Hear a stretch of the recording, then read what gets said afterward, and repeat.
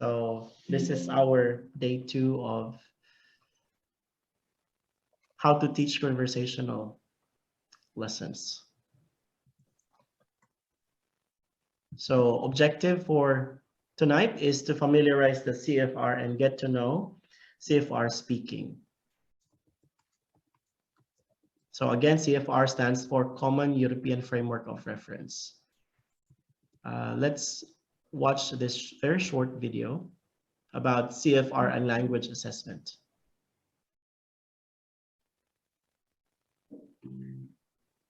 Sorry, let me share the audio.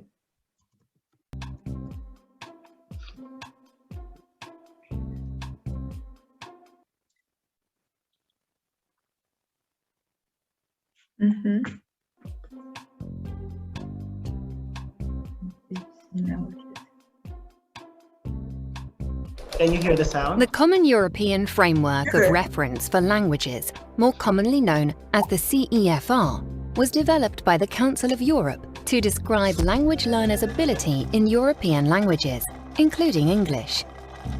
Nowadays, lots of people have heard of the CEFR, but not many people actually know what it is or how it's been used.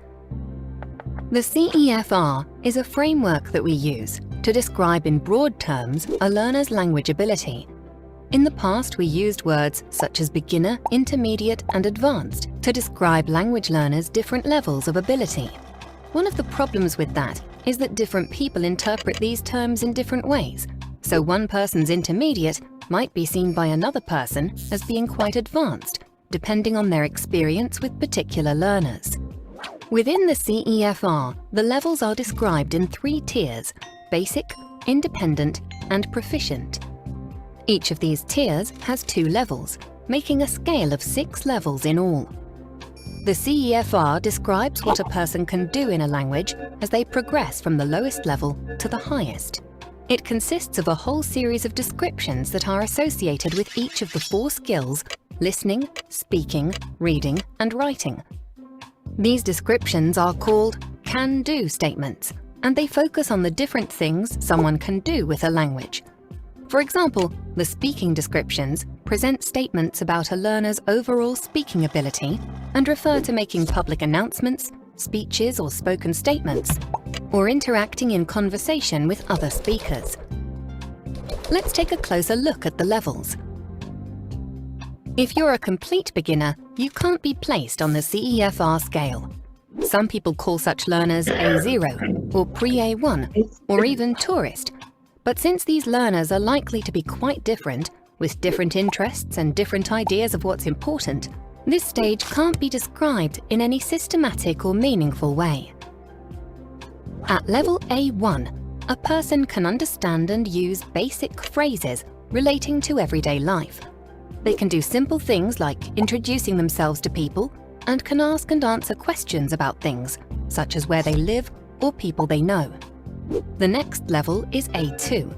By now, a learner can talk about familiar and routine matters, such as aspects of their background, immediate environment, and things that are immediately important to them, describing them in simple terms.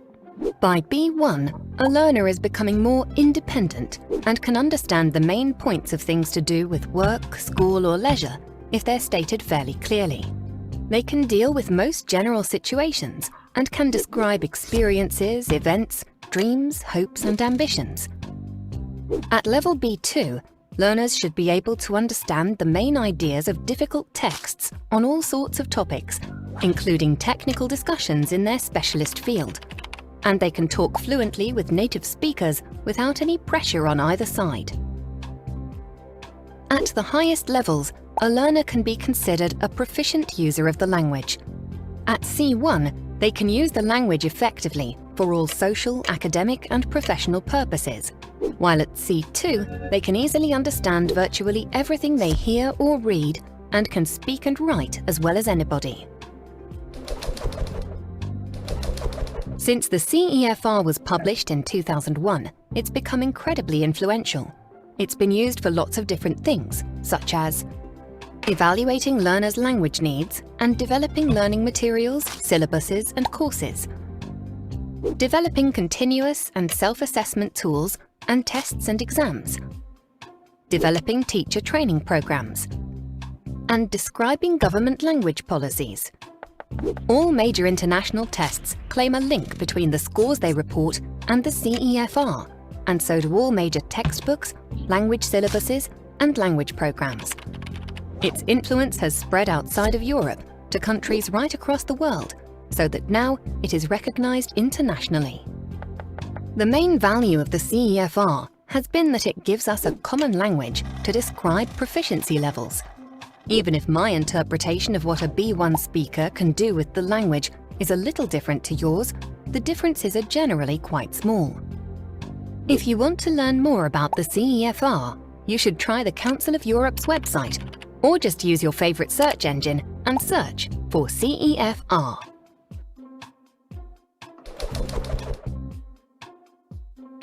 So that's how important the CEFR is, and understanding what it is, because it gives us that standard of evaluating, knowing, and understanding the level of our students and what they can do with their language ability. So when I started, as you have heard, it's very recent, only 2001 when they came up with this one. And I started teaching 2004 in Asia, in the Philippines, and we don't have this one yet. So common problems we had then was my student would email me and send me, Ace, in your school, my level is, for example, I was told I'm intermediate, but when I moved to another country and studied English, how come my level is elementary? So there is discrepancy in the level when students move from one country to another, from one school to another, because there was no standard. Our school's probably level system then was not very accurate and structured, and we base it on what we know only, and not to the general world standard of understanding abilities of speakers or users of English. So, Lillian, wait. Okay.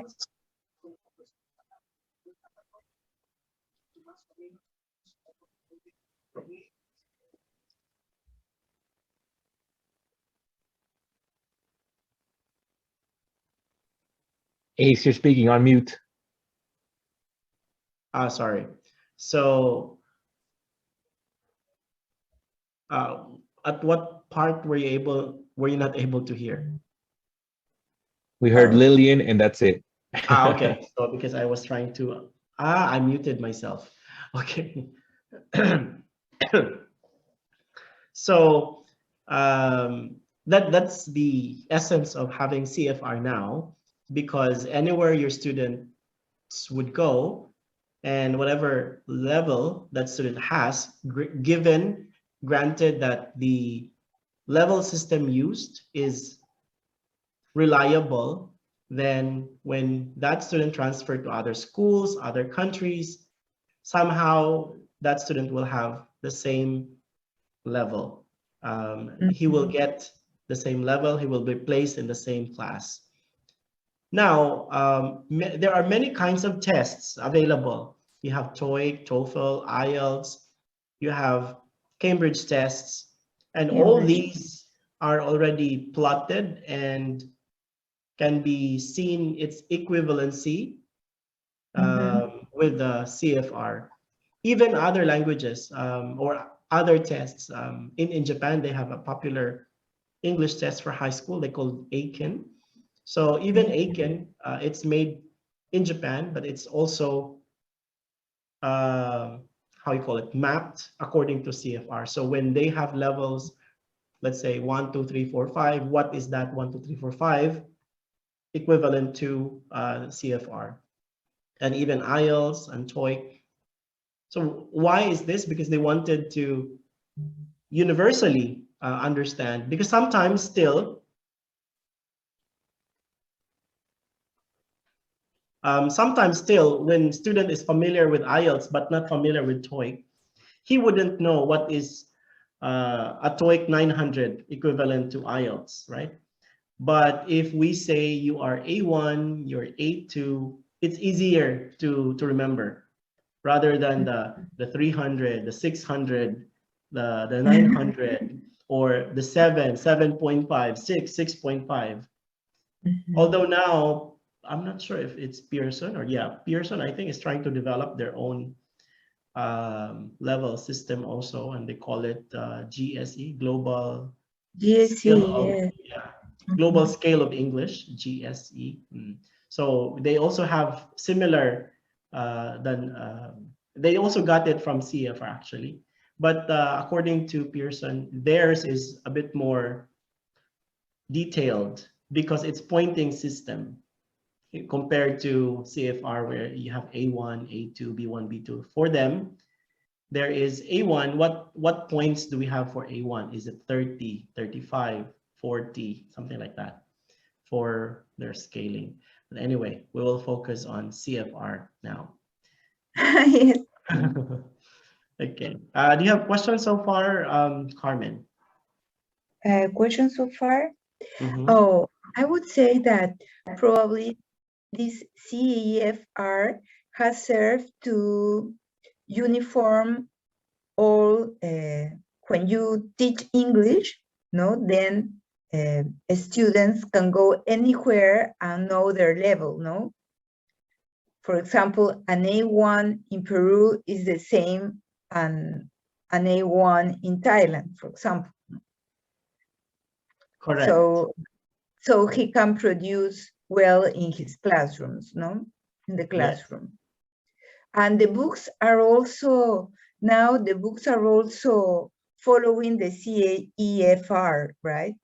Yes. For example, if you have a book for a course book, then that course book will tell you this is for B1, B2 students, you know? Mm-hmm. So how do we understand course books or books and materials according to the level? So as what was mentioned in the video, CFR will tell you can-do statements, right? So if you are teaching a B2 class and they're using a B2 book, it means you are teaching them to do the things a B2 students should do. And to evaluate them is to evaluate them according to what a B2 can do. So that's how you should try to understand it. So meaning, because now I'm training some teachers in the Philippines, and common problem before is that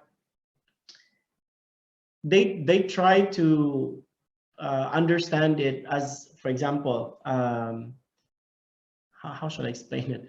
Many students find it difficult, and teachers find it difficult to have common understanding of how to teach a student. And students' level is low, but teachers' way of approach, the way of teaching and approach of teaching is quite high. They don't meet. And when the teacher gives them placement test or try to understand the student's level, it's not about can-do statement. They try to make students reach a certain standard, but that is not the student's ability yet. So that's why there is a struggle all the time. So with this, because they're applying it the wrong way, differently.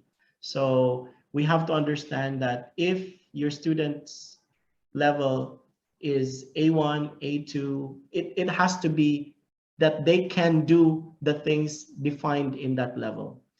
And for them to be able to move up to another level, they should suffice, they should be able to perform the can-do statements fluently, smoothly, without any struggle.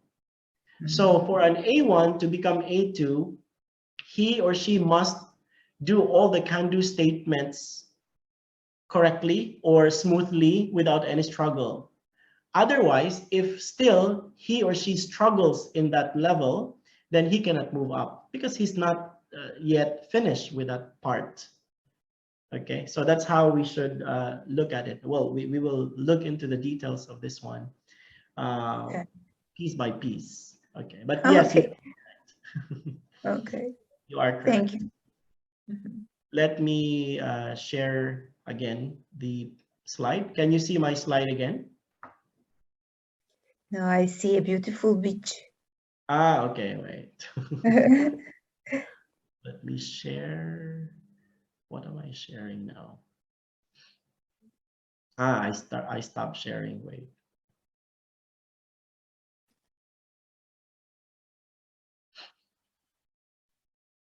So this one. Can you Yes. see my slide? Okay.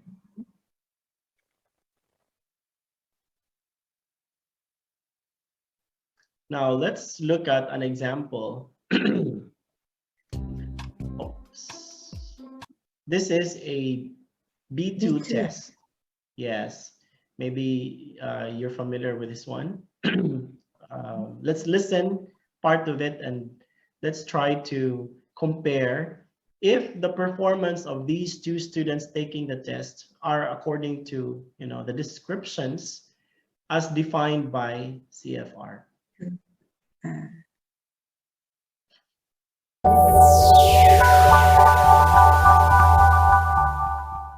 English.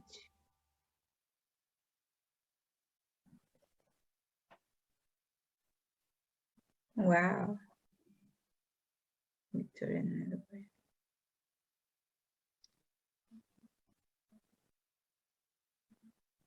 So there will be examiners comment later. I'll be sharing also so you can have a look Good later. afternoon. Hello. Afternoon.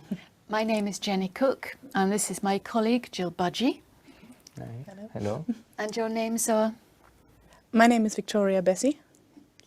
My name is Edward Naranjo. Can I have your mark sheets, please? Yes, of course. Thank you. Welcome. Where are you from, Victoria? I'm from Germany. I'm from the north coast of Germany. And it's very nice there because I have lived close to the sea. And Edward, where are you from? I'm from Peru. I live in the capital, Lima. It's near the coast. First, we'd like to know something about you. Victoria, how do you like to spend your evenings? In Germany, I like to go to my horse. And now I go to the gym or do something else or spend time with my friends. And Edward, tell us about a festival or celebration in Peru. Well, in Peru there is a lot of festival. There is one called Mistura. It's about food. Because in Peru we have a lot of very different kinds of food. So all that is better chefs and plates goes there, and there is a big festival in Lima, the capital. Victoria, do you use the internet much? At home, not really, but now I'm in England, so I used to Skype very often and to go, and look films at the internet or listen to music more because I have more free time now, yeah. Edward, tell us about a film you really like. A film? Well, I really like cars and action, so maybe Fast and Furious. This was quite interesting for me, the last one, the 6. I find it really good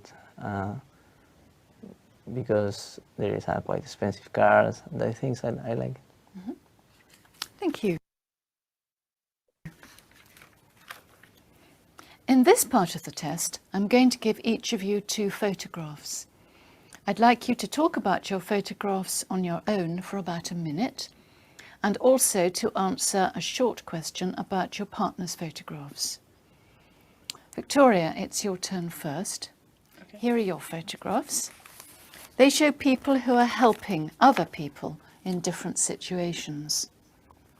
I'd like you to compare the photographs and say how important it is to help people in these situations. Okay. All right? Yeah. In the first picture, I see a sportsman, a footballer, and somebody, I think he has a cramp or something like this, and somebody helps him. In the second picture, there's a policeman. The lady, I think she asks for the direction because she's confusing in the city. He's new or a tourist. I think both are very important persons because one has in the first picture he has pain, and the second picture she is she needs help as well. So I think that are both very important persons for the people in each situation. I think I would prefer to help people who make some sports because I'm like sports, and it's really interesting to see other people. And I Thank you. Edward, do you find it easy to ask for help when you have a problem? Yes, I have an experience in London. I was looking for a hostel, and I asked an ambulance for some special places or a cheaper hostel, and they helped me. Thank you. Can I have the booklet, please? yes. Now, Edward, here are your photographs. They show people spending time in different gardens. I'd like you to compare the photographs and say what you think the people are enjoying about spending time in these gardens. Okay. All right? Yes. Well, in the first picture, I see a girl, a blonde girl, in a garden with, I think, special plants. They have a special care about them. In the second, I see a big garden where people can go have a picnic, spend some time with family, a time to relax. I think in both cases, they all enjoyed the things. In the first one, I think that girl liked to make these plants in maybe his garden, or maybe she is going to eat them. In the second one, they like to spend time in the air, free air, or maybe free zones is good. Both are enjoying each. Thank you. Victoria, which garden would you prefer to spend time in? I think I would prefer to enjoy in my own garden, so as in the first picture, because it is really enjoyable to see the plants grow up and which color they have. And so I think it is nice when you sit on the terrace and have a look in your own garden. Yeah. Thank you. Okay, so maybe that's a good sample. What do you think, Carmen? Were they able to comfortably talk about the topics given to them and answer questions comfortably? Yes, I think they did a good job, both of them. No, they are not. They are not probably. They don't like the same things, but I think the questions were well answered. No, and they were very fluent. Mhm. And they were, yeah, I think they showed confidence in answering the questions. And Yes, I think they're very quiet, and calm. Mhm. yes, and also they tried to answer spontaneously and continuously, like no Yes, struggle. Okay, so now let's excellent. examine what is a B2, because that was a B2 test. So Yes. let me share my screen again.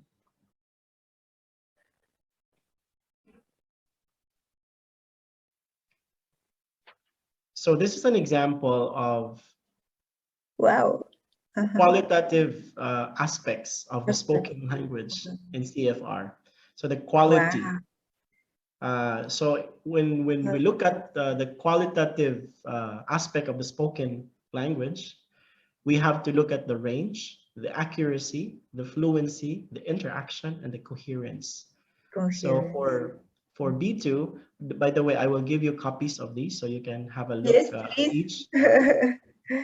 So if you look at B2, Too. so range, accuracy, fluency, try to maybe make it smaller. So has a sufficient range of language to be able to give clear descriptions, express viewpoints on most general topics without much conspicuous searching for words, using some complex sentences forms to do so. So I think we did not hear them struggling in looking for words, right? No. Yeah, so they were able to provide maybe not difficult words, but good words enough to describe what they are going to describe. Yes. And accuracy shows a relatively high degree of grammatical control. High degree, meaning it can be with mistakes. So does not make errors which cause misunderstanding. So errors are acceptable as long as you don't make it, too difficult for others to understand because of your mistakes. Yes. For that And level, right? Mhm. yes, and can correct most of his or her mistakes. So that's for the accuracy. But in their case, although there were some inaccuracies or errors committed, but as a whole, you can still understand the way they speak. Yeah. And the way they answer the questions and Yes. describe the pictures. Fluency, yeah, can produce stretches of language with a fairly even tempo, although he or she can be hesitant as he or she searches for patterns and expressions. There are few noticeable long pauses, but in their case, there was no long pauses, I think, No. right? Just They were fluent. yes, so they were fluent. Although in the beginning, have you noticed the girl was stopped by the interlocutor because the girl tried to speak more More. than what was asked. Yes. Yeah, the Uh-huh. question was, "Where are Yes. you from?" So You that's have to also take, yeah, uh-huh. You have to answer just what they are asking you, no? correct. Yes, because that is common problem of many students. They want to impress the test Yes. interlocutor, so they want to speak more. But sometimes when you give more that is not already asked, that is we call it blabbing. That's nonsense already, and that cannot be Probably. counted. Yes. That can be No, and you counted. can make mistakes. Uh-huh. Yes, yes, that's correct. So that's why she was already stopped. Interaction can initiate discourse, take his or her turn when appropriate, and end conversation when he or she needs to, though he or she may not always do this elegantly, can Elegant. help the discussion along on a familiar ground, confirming comprehension, inviting others, and etc. So in that part of the test, actually, in that speaking test, I think the third part or the fourth part, they have to interact with each other, which we did not already hear and watch. But if it's a B2, it means the student or the person in that level should be able to initiate discourse or have conversation with Mhm. another person and can take turns. So I think, yeah, they can do this one, which we did not hear anyway. For coherence, can use limited number of cohesive devices to link his or her utterances into clear, coherent discourse, though there may be some jumpiness in a long contribution, like you're not able to connect it fully. That's fine, as long as you can try to explain and share stories and connect it somehow, not like jumping from one topic to another topic. Mm. Okay. So that is for B2, which I think if we look at the descriptions of B2 in the CFR and compare it to the video that we have seen, CFR. yeah, they are within these descriptions, right? Do you agree Yes. with me? Yeah. So that is for the qualitative aspect. And it has complete A1 to C2. Now let's look at, can you see my PDF? I'm Wow. sharing another one. I'll make it bigger.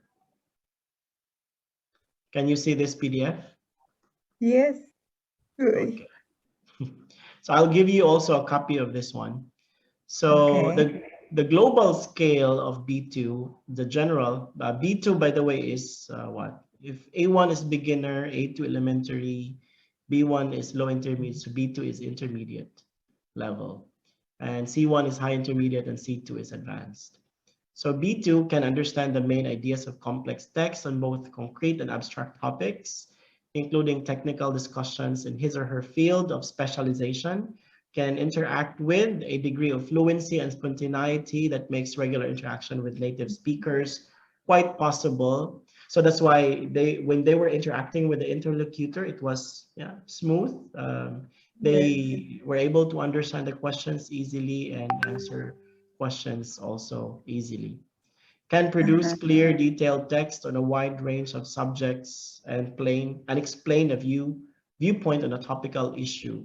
Although in that video, we did not hear them Didn't see talk it. Yes. about, yes, but that is a description of a B2, the general description of a B2. Here in this material that I'll be sharing with you, here are the detailed descriptions. When we say reception, the listening and the reading descriptions, the interaction, the spoken interaction and the written, and the production, how they produce through speaking and writing. So for B2, we'll focus more on speaking. So interaction, spoken, and then production, the spoken. So a B2 can interact with a degree of fluency and spontaneity that makes regular interactions with native speakers quite possible. So the same as what we have read earlier. And I can present clear, detailed descriptions on a wide range of subjects related to my field of interest. That's why the girl said earlier, when it Like comes the garden. to garden, she said, I wanted to have my own garden. So she would always bring it to her own interests. And that is what most B2 would like to do. And then they can explain a viewpoint on a topical issue, giving advantages and disadvantages of various options. When it comes to the sports, also the girl said, I'd like to help a footballer or someone in sports because She I'm made it interested. sports. Yes. So that's a good strategy for her to do. But that is one That's a characteristic. strategy. Yes, actually, that's a strategy. So when I teach students to answer IELTS test in speaking or any English test in speaking, try to bring it to your interest so that you have something to say. Other students, they try to create, answers, ideal answers. But these ideal answers, that's why they're called ideal, because they're difficult to achieve. So rather, you bring it to what you know and what you can give. So for example, when I was asked, when I took my IELTS before, about, what was that? Healthy eating, or about healthy eating or healthy food, then I I brought the conversation to the kind of food that I'm interested in. And of course, I have to say whether that's healthy or not. So it's close to my heart, so I can give good vocabulary related to it. When I was asked about sports, then I have to talk about, although I'm not really a sports person. So when I was asked about basketball, about volleyball, I couldn't say much, but I tried to bring the conversation to the part where I am good at. So I said, although I am not good at basketball, but I can say why this is popular among many Filipinos in my country. It's because of this and that. So, bring it to what you can speak more. Not, yes, not to the ideal answers, and think of some students, they try to invent stories so they can come up with many vocabulary or they can just insert and use expressions and vocabulary. So they try to create the scenario. But the problem there is you will be compromising coherence and cohesion because you're just trying to put in vocabs and grammar for the sake of, using difficult words and difficult grammar structure. And, these speaking interlocutors, they're trained to know if you are not making a cohesive story, a well-stitched story. Okay, so try to bring it to what you know. Your interest. Okay. Excellent. And Me too. so yeah, this is the qualitative that we have read earlier. Let me go down. So this is for listening. Maybe you can just read this later, but for listening, these are the can-do statements of your students. So if your students are struggling with listening and they are B2, try to check this one. Can my students understand standard spoken language, live or broadcast? Meaning when they're watching TV or listening to audio podcast and maybe they can't get it. Maybe they are not B2 yet, you know. So this is how we look at these descriptions. So as a teacher, we say, can my students do this? If not, then maybe we move lower. And then if we can suffice all these kind of statements, then that is their level. Understanding between native speakers. Yes, so you have also the descriptions here. So no descriptions for A1. So meaning we don't expect A1 to have conversation with native speakers. An elementary B2 can identify topic of discussion around her that is conducted slowly and clearly if it's A2. But for B2, can keep up with an animated conversation between native speakers. So can already interact with the native speaker here. So you have listening, a live audience, listening to announcements and instructions,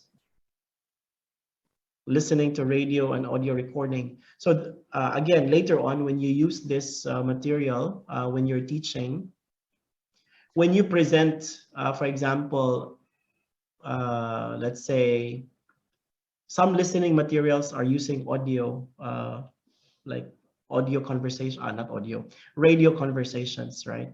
So if your student can follow that, then based on descriptions here, that is their level in listening.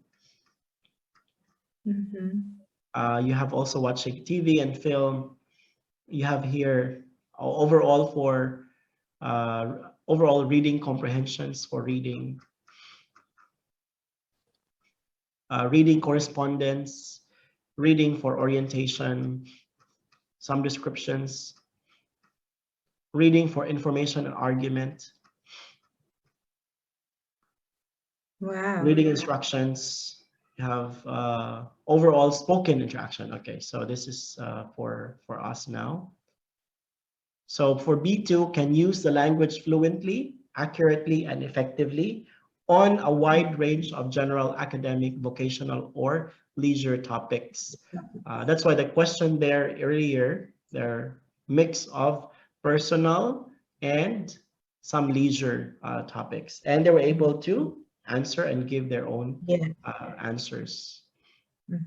Marking clearly the relationships between ideas, can communicate spontaneously with good grammatical control without much sign of having to restrict what he or she wants to say, because this is a challenge to non-native English speakers. They always try, say, restrict what he or she wants to say, because they wanted to use a certain grammar vocabulary in mind. They try to remember, they try to memorize. That is a low level criteria, because a B2 should not have that restrictions anymore when they try to speak. It will just come out naturally from them, the words, without even trying to remember. Adapting a level of formality appropriate to the circumstances.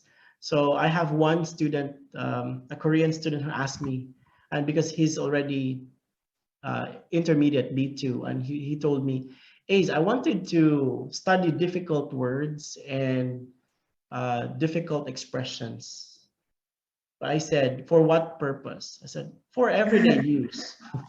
Many students would have that idea that because they are intermediate, they wanted to have more complex and difficult expressions and vocabulary. But in the real world, nobody would understand you if you use those words, right? So a B2, an intermediate student, should know when to use a certain vocabulary at a certain situation. If you notice a student who keeps using difficult words, even to casual conversation, that student may be thinking the wrong way in using the language, or just trying to brag his language skill. That's why he's using difficult words. But a good speaker must be able to appropriately identify expressions and vocabulary related to certain circumstances. So that is for B2 in overall spoken interaction. And so another one here is understanding a native speaker interlocutor. So in the video, the student can understand in detail what is said to him or her in the standard spoken language, even in a noisy environment. So yeah, but I think that was a test. So the environment was clear and they were able to get that. In conversation for B2 can engage in extended conversation on most general topics in a general, clearly participatory fashion, even in a noisy environment. So they don't get distracted with external noise.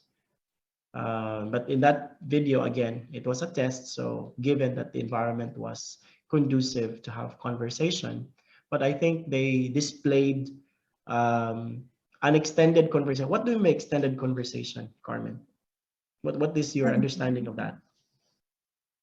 Oh, extended conversation, I would say that would be like extended reading, no? When you go a little further on the topic. Yes. So can engage in extended conversation on most general topics. Topics. So for example, in the video, which part was that? I think when the guy tried to explain about food Yes, in Peru, he mentioned like he did not only say what is this food, but he said like this food is famous because of a festival, and you know they put it in a plate, and he tried to describe it, giving more descriptions to what the food is and how important it is to more than people. food, no? Yes, so more than More than food. food per Yeah. se, yes. Yes, Because because that it's a big festival here in Peru. so he connected the food to the festival, Yes, and so that's an extended an conversation. extended conversation, yes. And that is what a B2 student can do. So if a student, when you ask them questions and they only limit the answer to the question, and or even if you want them to expound but they're struggling to expound it, meaning they're not yet B2. Okay, that's how we manually try to evaluate students. You also have your informal discussion with friends. That's why in that test, in that Cambridge test, I'm sure you've taken Cambridge tests, CAE, FCE. The speaking is like that, right?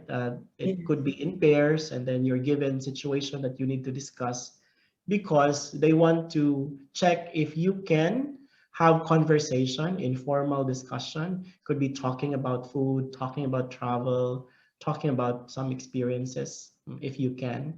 And a B2 can keep up with an animated discussion between native speakers, or can express your ideas and opinions with precision, present and respond to complex lines of argument convincingly. So these are the descriptions of an informal discussion for B2 students. Excellent. What else? This one is formal discussion in a meeting.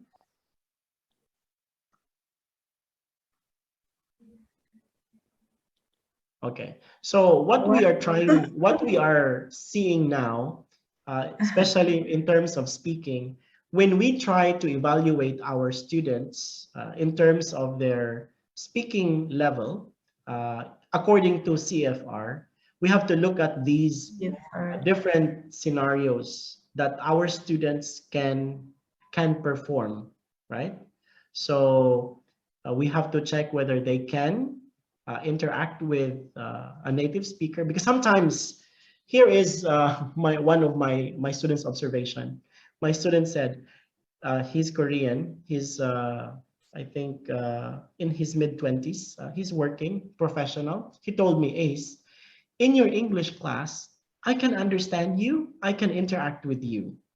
But when I go outside, when I go to the mall, I talk to, because here in the Philippines, even security guard, even sales lady, they can speak English to a regular level of conversation. But he said, I don't understand them and they can't understand me. Why is that? So there are many cases like that. Students, they can when they are in your class. Why? Because somehow the teacher, when you are teaching a certain level, you lower down to the level, right? It's not a normal level of conversation. We try to facilitate, we try to Yeah. make it understandable for them. But the real world is not like that. They will not talk to you like, Carmen, are you C1? Okay, I will talk to you in C1. Or nobody would ask you that, right? Yeah. So our students, when we are teaching them and when we are testing them in speaking, for example, we have to test them not just to the kind of material we give them in the classroom, where in controlled materials, but also real world materials. Can they listen? Can they speak naturally with, not with a native speaker, or listen to a native speaker? Because that's a real test of English. So that's why these descriptions Mm. came about. Ace, It's do you Okay. have any idea, for example, how long it takes to go from one level to another? For example, from B1 to B2, how long it Well, takes in according regular? to according to Pearson's research, this was I attended a Pearson's conference here in Hanoi, and they presented that according to the research, for a beginner, for an A1 to become A2, it requires around 700 hours of studying English. oh my God. 700 hours. And for a low intermediate to become intermediate, it requires 1,000 hours. And then you might ask, why and how come a low intermediate, for it to become an intermediate, it requires more compared to the beginner to elementary? The reason for that is it's easier to teach a beginner to move up to elementary because they are on a receiving end. They're open and free to learn. No, how do you call it? They don't filter learning. But as they go higher, students become picky, choosy, demanding, and they, they they filter learning, and it slows down. That's why they needed more time to study, even though they are already high level students, or low intermediate and intermediate students. And when they become intermediate, they will plateau. It will be difficult to push them But higher to B2 to yeah. C1. They would struggle. Why? Because they already have that feeling of comfort. So this is the challenge. So if you are going to create a program, an English program, and if you want to be realistic and honest to your students, in my case, I would tell my students, especially if they are low level, I would tell them, don't expect that I will make you from A1 to B2 in just 3 months, because that's impossible. Even if we study whole day, because you need time to rest and breathe to be able Of to course. acquire the right skill if you do it the natural way. So having said that, it is not impossible actually to learn the shortest way, but you must do your job. What I'm saying by 700 hours, because schools cannot provide that in the shortest possible time. So you yourself, you must expose yourself to English all the time, maybe at home. right? What happened? Did I? Okay. So something happened. Can you still hear me? You were saying you have to expose yourself. Okay. So you have to expose yourself and not just rely in classroom instruction to learn faster. Because many students, they rely their learning of English to their classrooms, to their teachers, to their classmates. And how many times do they study English? 1 hour per session or 2 hours per sessions, and twice, 3 times a week? And how many sessions do you need to get 700 hours Wow. so you can learn? So that would, I don't know, you can do the math. I'm poor with math. So what I do with my students, because our program is just short, maybe 120 hours only, and you need 700. So I would challenge them to do the other part. I will do my 110% part. You do the other 600. 90 parts. You do the 90% part at home. So, and this actually is true, because I had one Korean girl, a student, who did not study in any academy before studying in our center, but she was able to learn fast in just 3 months. She was able Wow. to study, to move up to higher level, although from beginner to low intermediate only in 3 months, but that's already quite fast. And she studied what, 7 hours every day times 5, so 7 times 5, 30. 7 times 5, 30, right? Oh no, sorry, 35. So 35 per week hours, and then times 4, that's around 120 plus, times 3 months, that's 300 plus. But she was able to move up from beginner to low intermediate, so skip elementary level.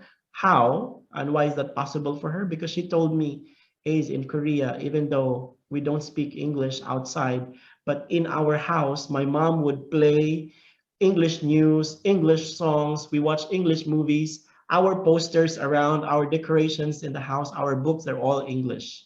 So my mom wants us to have an English environment.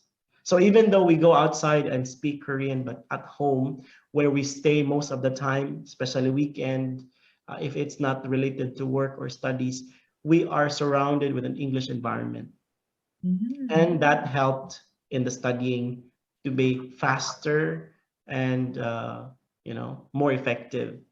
Because as they say, learning English, it's more effective if you are immersed. Immersion is the best way to learn English, right? That's why many students try to go to an English-speaking country, go to US, UK, Australia, Canada, New Zealand, just to enhance their English. But not all can afford to go to these countries. Let's face it, the practical way. So the best way and the least expensive way to do it is surround yourself with English environment.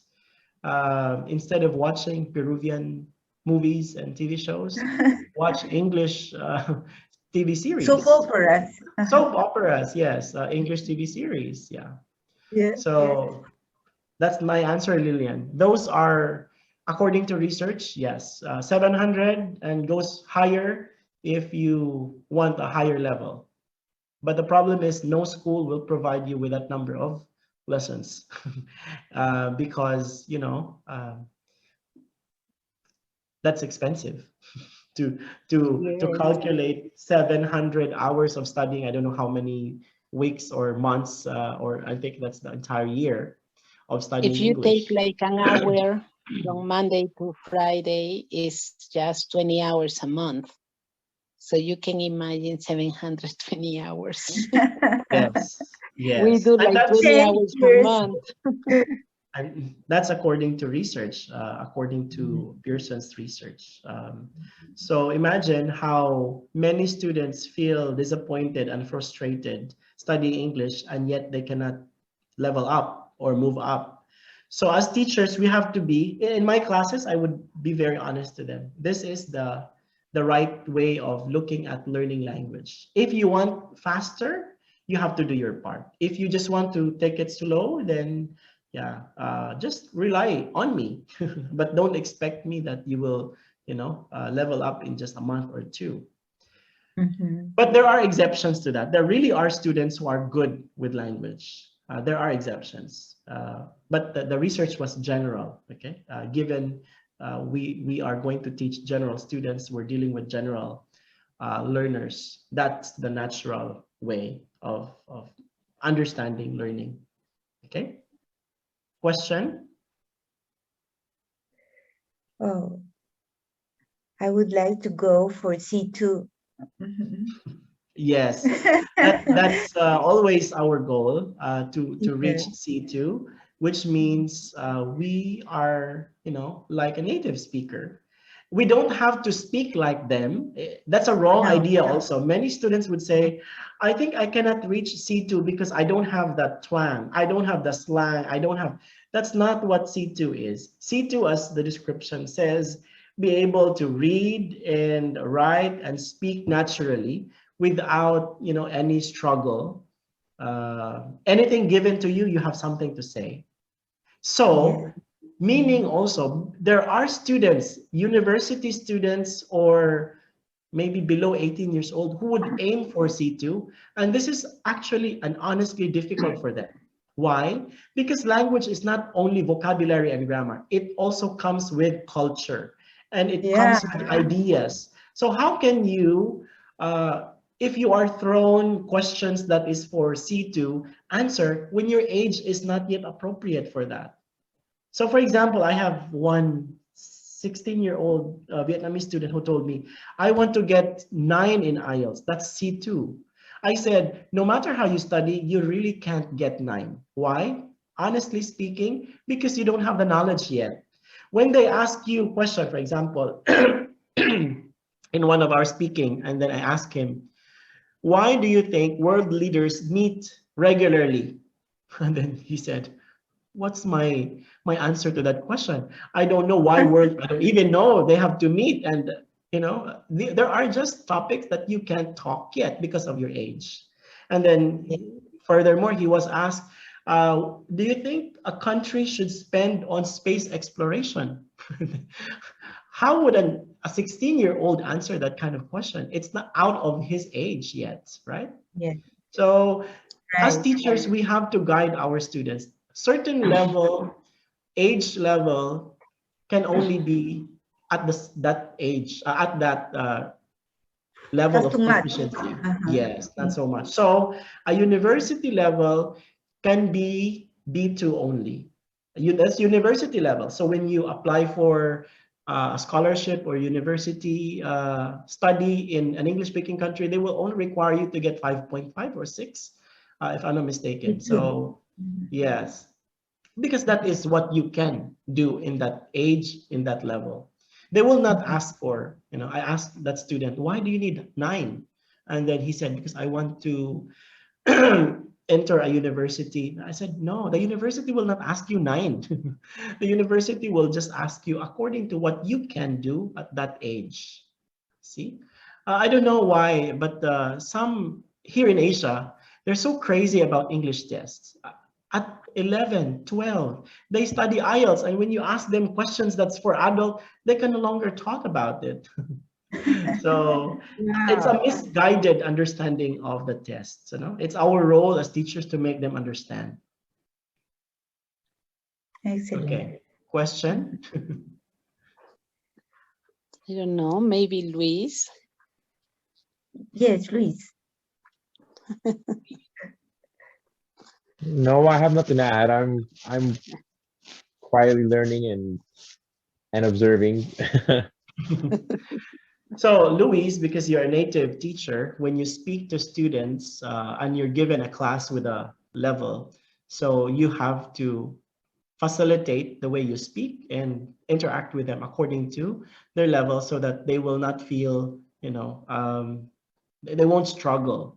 So they will not feel like you are a difficult teacher for them. Yes, this I agree because I took on a new B1 group, Mhm. And you know, sometimes they ask me to repeat myself, you know, and I do have to change because I've been so used to doing the C1 class for so long, and they're all like, teacher Luis, please teach us more, you know, and I can't do the same with the B1, you know, and you do have to learn how to communicate with them in a way that they can understand, you know, because the Yes. objective is, as you've mentioned earlier, it's not so much showing off, Mhm. you know, like how vast your language is, but it's the comprehension. You know, more importantly, if you're asked a question that you can respond, you know, accurately without pause, you know, and I think that's one of the main uh, goals when it comes to teaching, no, Mhm. especially well Because according to their level. Sorry. yes, because the lower the level, they needed more comprehensible input. Mm-hmm. Comprehensible input. But in speaking, because native speakers tend to with the application of contraction, affliction, and those that will shorten the sentences the way we hear it, that is to them not comprehensible. So that's why we have to facilitate and make it easier for them to hear sounds, hear vocabs and words for better understanding. So yes, a B1 will need more of that compared to a C2, a C1. So yes, that's correct. So that's something as teachers, native teachers, must also understand.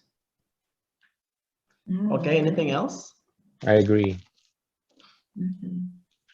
Carmen, you have questions? So all these that I'm sharing now, I'll be giving it to the group in our WhatsApp. So you have Yes, something to please. read. Um,